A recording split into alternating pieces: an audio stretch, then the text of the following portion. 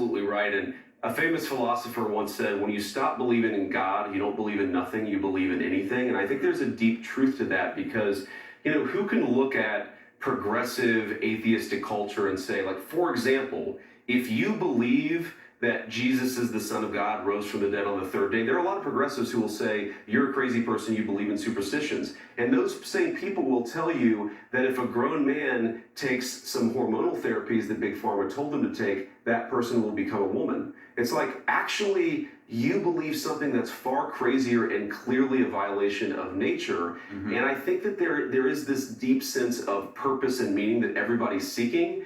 And I think what's great, obviously I'm a Christian, so I'm going to say this, but what's great about Christianity is it's a healthy way to find meaning. But if you try to find all of your meaning in politics or you try to find all of your meaning in worldly things, I think it has a very distorting effect. And again, that's like part of how I found my way back to faith. Because I was an atheist, I thought I was better than everybody, and I realized, you know what? This is actually not making me a very good person. Or a happy person. Exactly. Yeah, and I was a Democrat then too. Yeah, there you go. See, it all goes together. Okay. I got one more question. I hadn't gone that far. I got one more question for you. Donald Trump talks about his brother who was an alcoholic and died an alcoholic. Yeah. Your mother entered recovery. She's doing great.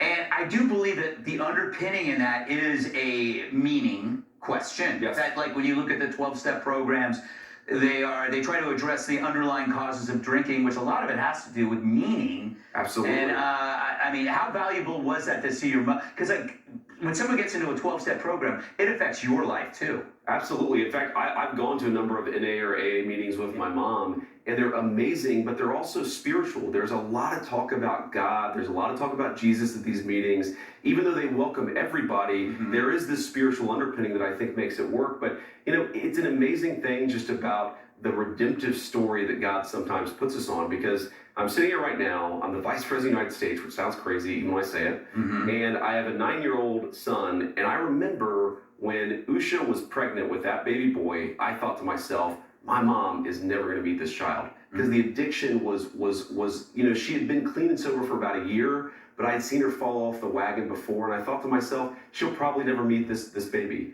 And yet, she is now 11 years clean and sober. Mm-hmm. She took that 1 year sobriety and turned it into something more. And I think that God speaks to us, all of us, in our own ways.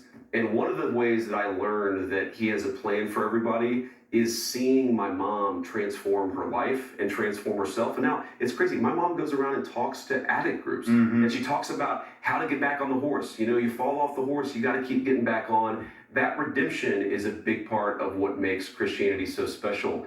And I got to say, this is something that one of the big problems I have with progressive culture is the wokeness has the shame and the guilt of religion without any of the grace and forgiveness. Yeah. And that, I think, is a core problem in American society today, is you've got a lot of progressives. Some of them, I think, are searching for meaning and purpose. They've got this sense of right and wrong, maybe, but they don't have a sense of grace and forgiveness. That's a very, very sad way to live your life. That was the